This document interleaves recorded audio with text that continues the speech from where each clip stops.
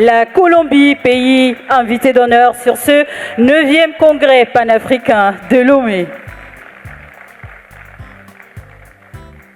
Ton allocution en cette journée d'ouverture du 9e congrès panafricain de l'histoire. La Colombie, un de ces mondes africains, avec nous pour ce 9e congrès panafricain. Je salue toutes les personnes ici présentes, représentants de la Commission de l'Union africaine, Monsieur Al-Joïra. Je salue également toutes les personnes ici présentes, leaders du mouvement panafricain dans le monde. Tout d'abord, je souhaite exprimer notre grande joie et satisfaction alors que nous sommes ici en compagnie de l'Afrique et de sa diaspora à l'occasion de ce merveilleux congrès. Je remercie le Togo qui nous accueille ici sur ces terres pour pouvoir nous saisir ensemble des différents sujets qui affectent l'Afrique et sa diaspora. Le gouvernement colombien, au nom de notre président Gustavo Petro, le premier gouvernement progressiste de l'histoire de notre pays, est très honoré d'être ici parmi vous. Permettez-moi de vous indiquer que depuis maintenant près de 4 ans, nous travaillons à reconnecter notre pays avec l'Afrique et sa diaspora. Nous nous sommes rendus en Afrique du Sud, au Kenya, en Éthiopie, au Mozambique, au Nigeria, au Ghana et aujourd'hui, nous sommes ici au Togo pour ce congrès panafricain. Nous nous rendrons également à l'occasion de ce voyage au Sénégal et au Ghana. La Colombie, c'est le pays de la beauté et c'est le 3e pays, ou c'est le pays qui accueille plutôt la 3e plus grande communauté afro-descendante des Amériques après les États-Unis et le Brésil. Nos ancêtres ont été arrachés à la terre d'Afrique en tant qu'esclaves et aujourd'hui, grâce à la lutte panafricaine, je reviens ici devant vous en tant que première femme vice-présidente de la République de Colombie. Je reviens ici sur ce continent porteuse de la mémoire de mes ancêtres qui sont aujourd'hui libres. Aujourd'hui, nous avons le pouvoir politique entre nos mains afin de transformer des années de justice, d'injustice, d'inégalité raciale, des années d'oppression et d'exclusion.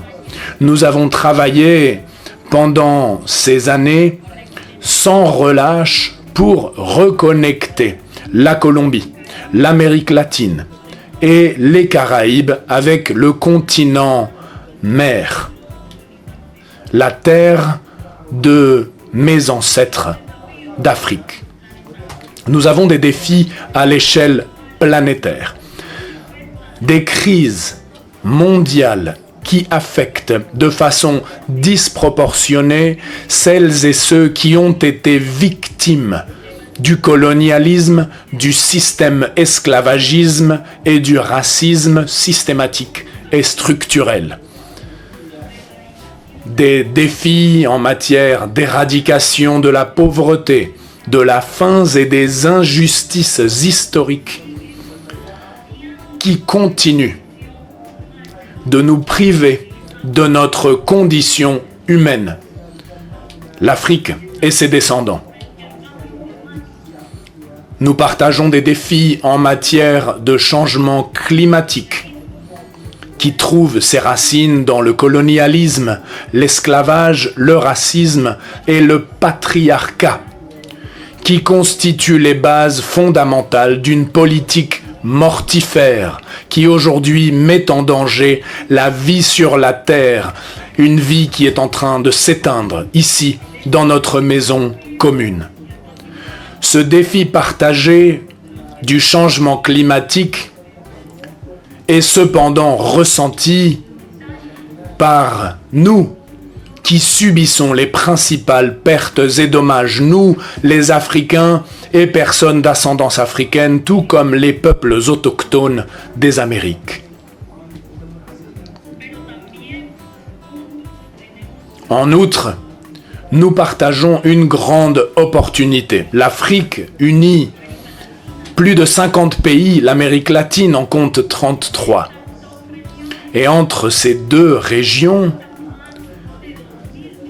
plus de 2 milliards d'habitants partagent un destin commun. Ceci représente une opportunité unique pour construire une vision d'avenir pour le panafricanisme. Bien sûr, ceci implique les Nations Unies et nous représentons au sein de cette institution 24% de la population mondiale. Malheureusement, nos leaders n'ont pas encore pleinement saisi que la coopération Sud-Sud est un jalon essentiel sur le chemin que nous devons renforcer. Venir de Colombie jusqu'ici, ou au Togo, ou se rendre dans tout autre pays africain depuis la Colombie demande plus de 50 heures de voyage. Cependant, le colonialisme, lui, empruntait des routes directes pour concentrer la richesse entre ses mains. Mais aujourd'hui, il faut plus de 50 heures en vol commercial. Moi, j'ai eu la chance de venir dans un vol de gouvernement, ce qui ne m'a pris qu'une douzaine d'heures, dans un vol direct. Il est donc possible de reconnecter nos peuples, de raccourcir les distances qui nous séparent. Il est incroyable que nous n'ayons pas plus de connexions aériennes directes entre nos continents. Je dois vous dire que je suis ici accompagné d'une délégation composée de chefs d'entreprise qui sont pour une part des femmes d'ascendance africaine. Et lorsque nous les avons appelées pour qu'elles rejoignent notre délégation et qu'elles nous accompagnent ici en Afrique, elles m'ont dit que après avoir reçu cet appel, elles n'ont pas réussi à trouver le sommeil tant elles étaient excitées à l'idée de pouvoir revenir sur leur terre mère. Moi aussi, j'ai ressenti cette joie. Chaque fois que je foule le sol du continent africain, je me sens honoré. Je ressens que nos familles, dont les liens ont été brisés par le colonialisme et l'esclavage, commencent à se reconstruire. C'est là la grande tâche du panafricanisme. La réparation historique doit nécessairement passer par la reconnexion des familles qui ont été brisées, c'est-à-dire le continent africain et la diaspora d'ascendance africaine. Et cette reconnexion passe par la compréhension du fait qu'entre l'Amérique latine, les Caraïbes et l'Afrique, nous sommes les gardiens des grands poumons de l'humanité qui aujourd'hui permettent à l'humanité de vivre. Le bassin du Congo d'une part et notre Amazonie d'autre part. Il est donc essentiel de reconnaître que dans notre sol, dans nos sols, nous avons les outils nécessaires pour faire disparaître la faim qui aujourd'hui continue de tuer des milliers d'enfants et d'adultes à travers le monde. Nous sommes riches des sols les plus fertiles de la planète. C'est une opportunité immense et le panafricanisme doit s'en saisir. Nos discours, année après année, ne sont pas suffisants. Nos jeunes attendent que nous passions enfin des mots à l'action, que nous ouvrions grand les portes de l'échange entre nos universités, que la connaissance soit mise à disposition de tous de façon partagée pour continuer à construire des chemins de dignité pour nos peuples. La réparation historique nous impose de continuer à travailler sans relâche pour éradiquer le racisme qui, dans le cas de la Colombie,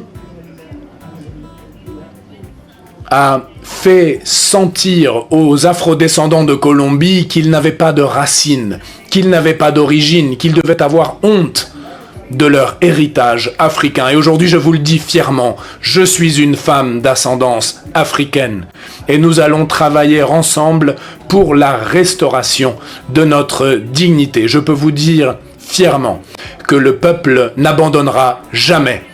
Merci beaucoup. Le gouvernement de la Colombie est engagé à émanciper nos peuples. Le gouvernement de la Colombie est engagé à défendre la paix, la justice sociale et la dignité de tous les peuples, et en particulier des peuples d'ascendance africaine. C'est pourquoi nous avons soutenu au sein des Nations Unies une série d'efforts pour que le système onusien reconnaisse formellement les peuples d'ascendance africaine en tant que tels. Nous avons également travaillé en faveur de la reconnaissance des femmes et des filles d'ascendance africaine qui sont fondamentales pour maintenir la vie, mais aussi pour la conservation de notre identité culturelle. Nous continuons de travailler pour que l'Afrique, l'Amérique latine et la Caraïbe s'unissent et parlent d'une seule voix. Et nous travaillons à l'organisation en mars de l'année prochaine d'un forum de haut niveau entre l'Amérique latine, la Caraïbe et le continent africain. Cette tâche est conduite par la Colombie en tant que pays président de la communauté des États d'Amérique latine et de la Caraïbe. Et nous espérons pouvoir unir nos efforts afin que cette grande rencontre du mois de mars de l'année prochaine en Colombie soit historique. Merci beaucoup de nous avoir reçus et nous allons continuer de travailler jusqu'à ce que la dignité soit une réalité pour tous. Merci. Excellence Madame Francia Elena Marquez Mina, vice-présidente de la République de Colombie, pays invité d'honneur de ce 9e congrès panafricain de l'histoire, ici même à Lomé. Bienvenue sur la terre-mère, votre terre.